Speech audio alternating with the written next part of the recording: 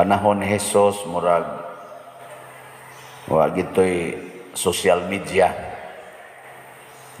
no? Wa tingali ng text sa una nga YouTube, mga Facebook. Pero grabe kayo ang kanabang ni viral siya maayo nga bisag tuwa pa siya dito sa lugar nga kanang dili na bitaw iyang lugar. Ang tao murag suyupon, murag mamagnet sila tanan, muadto niya bisan kalayo na ni Judea, Jerusalem, kalayo na nya dito siya sa Capernaum. Nakaadto mamian ng Capernaum pag-adto sa Holy Land. Dito siya puyo na siya balay dito nga dito sa ilang St. Peter. Wa man gini siya balay ng iya. Sige ra man siya puyo sa mga lain-laing balay. Daghan man sa kay mo papuyo niya kay sikat man kay siya. Pero mao lagi na inig-adto niya balay, ang mga tao murag suyupon. Ngano man tungod kay nag-ayo siya masakiton, nagpapahawa og mga yawa og nagwali sa mayong balita. Ang tao nga naghimo ani mag-ayog masakiton, magpapahawa og yawa, magwali og mayong balita, basta lagi portig yung sikata. Bisan karon panahon na pangitaon ginas mga tao, labi na ginang mag-ayo og mga masakiton, kamo na amoy sakit. No? Tiwasonon sa demo kayo. Ngita kita nang makaayog masakiton, nang bisan gani ka ng mga lugar nga ingon dito dali kay maayo dito. Amo na adto dayon ta. Hain ang mga lugar nga giingon, mga simbahan, mga tao nga makaayog sakit adto dayon. Mao sa nahitabo ni Hesus. Pero maora ba na ang tumong sa iyang pag-anhis kalibutan, pag-ayog masakiton, pagpapahawa og yawa, og pagwali sa maayong balita, pasikat lang ginang iya, dili. Ang iya yung pinakadako nga tumong nganong gibuhat niyang tulo aron pagpakita nga siya mao ang manluluwas. Ayohon kas imong sakit, mamatay raman ka. Di ba? Kadaghan yang giayo og sakit, patay. Hasta gani ka ng healer, sama ni Father Fernando Suarez, patay mangyapon. Bishop Chupilo Kamomot, magpapahawa mo sa itong mga yawa, patay yapon, nabangga ra. Ano? Why siguro karon iguli ninyo. Bangga na sa mo. Ano? Simbak ko pa rin, simbak ko. Kanang mo ingong simbak ko, mo na iway klaro. Nga naman, para unsa man ang pag-ayos masakiton, para unsa man ang pagpapahawag yawa, para unsa man na ang maayong balita sa Ginoo, way lain nga tumong kaluwasan. Mao na ang ngalan nga Hesus, ang meaning gid ana, God saves. Ang Ginoo nagluwas. Mo na nga bisag wa pa magmagdos si Maria, ang anghel nga si Gabriel nisulti na ni Maria kanang bata nga imo niyang ipanamkon nganli nag Hesus. Wapa siya magkuan. Karon ang mga kuan, ang mga inahan karon inigmabdos naman magplano-plano sa man ni laki kay mailhan naman na karon og laki ba or babae. Maghimo-himo ligngan, combine anangan. Pero si Maria, wapa siya manamkon. Wa na, nanaingan. Nga naman, kay ang iyang ianak, mao ang manluluwas, Hesus. Nabita ko'y kaila nga, ang iyang bana ba, Hesus, purti masagiyong sugarula, palainom pa kayo. Niya himalikas mo sa kayong asawa, madunggang ko, pisting inatay kang Hesus ka. Asa ka na Hesus? Suluoy ang Hesus. Nilad ba yan na? Panamastamas ba yan na? Sa ngalan nga Hesus. Una, the holy name of Jesus. Holy.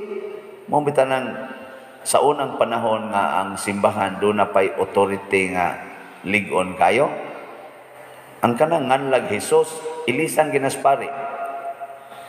Ang pare nga istrikto yun, wa gitaw nganlag Hesus. Kay there is only one name in the whole universe nga makaluwas nato. Unya og palahubog kay nang imong bana niya, Hesus angan. Mo to, pirmi taong inatay Ya Hesus. Ay noon, ang Ginoo ari mo maghukom sa kasing-kasing pero mura mag ang tao bang naminaw sa himalikas kay ba maminos ang balyo sa ngalan nga Hesus. Kana sa bitang inigmisa na ko diri patay ayan. Kaluyan mo Ginoo ang kalag ni Hesus. Si Hesus to na mas langit. Ngano pa man kaluyan pa maning kalagan Orag lain paminaw no? Una kamo mintras napamoy ginhawa ay gyud nganlig Hesus ang bata. Kay that is exclusive name sa bata nga gianak ni Maria. Wala nay lain nga nganlag Hesus, Jesus or Jesse. Ayaw na. Hesus manluluwas gina. Muna ayaw na lagnganli ang bata o Hesus. Kung sa may hingani mo, kanang naang gihatag sa almanake. Tanawang almanake, wa gid diha December 25, wa gid na gi-appeal ang ngalan nga Hesus. Kay gipahiluna ginasimbahan nga ang Hesus para ra gianak ni Maria. Nakaroon sa atong ebanghelyo, si Hesus nakadungog nga si Juan giputlas liog. Unsay hinungdan nga si Juan giputlan sa liog? Sa iyang pagsangyaw batok sa sala. Ang gisigig-singgit ni Juan, biyai ang inyong mga sala. Kay ang kaluwasan naa sa pagbiya sa sala. Giputlan sa liog si Juan ni Herodes tungod kay si Juan gasigig sangyaw, biyain ang sala nimo sa pagpangabit sa asawa sa imong igsuon. Kay katos Herodias, gihimo mang asawa ni Herodes, niya asawa man to siyang igsuon nga si Felipe, nga hari sa laing nasod or laing gingharian. Idumyam siguro to, maunting ito'y kuani, nalimot na kugha ito naghari si Felipe. Tingali, mas attractive og naong si kisa kay maguwang nila, basig guwang-guwang na sa tos Felipe, ngita sa si Herodias o bata-bata or agresibog jutay. Dito siya nitabok ni Herodes. Si Juan dito mas Jerusalem, si Herodes may hari dito. Gipriso siyang Herodes kay sige masagyaw-yaw biyain ang imong sala. Nadugay putol yung liog ni Juan. Pero unsa man say gisangyaw ni Hesus pagkadungog niyang naputol ang liog ni Juan? Tanawa. Naminaw mo sa Ebanghelyo? Into the pita. Ako matingali mo iwa maminaw. Ingon ka po si Jesus si Jesus nagwali nga nag-ingon, hinulsuli ang inyong mga sala. Mawagya po iyang tema. Pasabot, ang pagputol sa liog ni Juan, wa makabalda ni Jesus, wa makapahadlok ni Jesus nga padayonon kuning maong pagsangyaw. Kaya nga naman, bahala nagmaputlan tas liog, biyai ginang inyong mga sala. Wala din video kumuhunong og sangyaw ng biyai ng kabit, biyai ng sige pangural, sige diyang pangiha anang mga utlanan anang yuta, kay sala man na. Sala na kadaw man na siya. No, kanang paningil anang utang, wa ginagisang yung Hesus nga paningil mos utang. Ang gisulti nun ni Hesus, kung kamo magpahulam, ayaw na mo paningil og bayad. Di ba? Nya kamo ron, sige mamugsimba dinhi. Pasig ipulaan na mo niyo, tuan na sad, kural na sad, tuan na sad, utang na sad, kabit na sad. Si Jesus namatay tungod aning pagsangyaw, hinulsuli inyong sala. Akita sad mga matay. Si Pedro Calungsod, si San Lorenzo Ruiz, gipagpatay man to sila, unsa may ilang gisangyaw, biyai ang inyong mga sala. May kamo diya, unsa man? Sugot mo patyon. Ha? Uy. Sige, lingi ako nung naimong tupad ko na ina. Sugot kag patyon. Maingon na imong tupad, bahala uroy. Bahala na spader mo na putla liog oy. Ako dali, sos magpakahilom lang ta para way gubot. Mama na yato. Dali kita, gubot ta kay na. Ana alita no. Ay na lang. Nananay kabuot, dako na na. Bahala kag dako kada ing na gyud. Hinulsuli ang imong mga sala. Piti din ang naon tamparuson ka. Kamay na lang ni. Piti rang naon. Jesus lansang gid sa cross. Juan putol yung liog. Di ba? Ana muna the holy name of Jesus na pruibahan niya, I am holy. Nga naman, way sala nga maapil sa akong kinabuhi. Kita pulos man ta mga sadaan. Kaning nagwali, sadaan man sad ni. Galing diya sa akong kilid. Klaro kaysa mga naong. Unsa ba itong buhaton? Musangyaw ta, mubuhat sad ta. O kung ato na ning himuon, matod pa diri sa atong tubag sa Salmo. Sa to? Ihatag ko kanimo nga imong kabilin ang tanang mga nasod. Kanang tao nga magsigig paningkamot pagbiya sa sala. Tanang nasod, murag iyang lugar. Mother Teresa, murag tanang nasod, pwede siya muadto. Welcome siya. Bisag dili pa katoliko nga nasod. Tanang nga mga santos, i-welcome yun. Nga naman, naa ang, murag, attractive kay sila. Sa atong unang pagbasa, si Juan niingon, ayaw ninyo tuuhi ang tanang nagpatuo nga mga espiritu. Kay naa day espiritu kuno nga dili iyas Ginoo. Nya unsa may espiritu nga dili iyas Ginoo, kanang dili mo dawat nga si Kristo Dios og nahimong tao. Ana ron. Makita na ninyo. Bisag kaning nanimbaron din lingi ana yung tupad.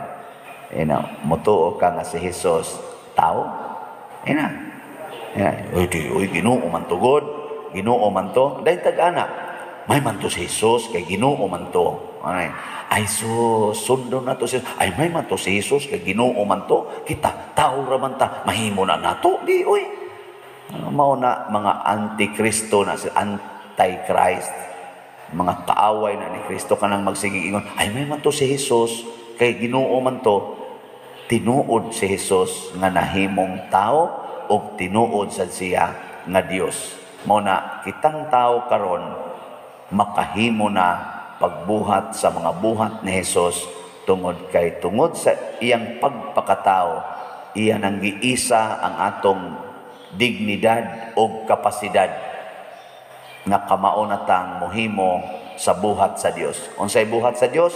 Ang pagluwas sa iyang mga katawhan.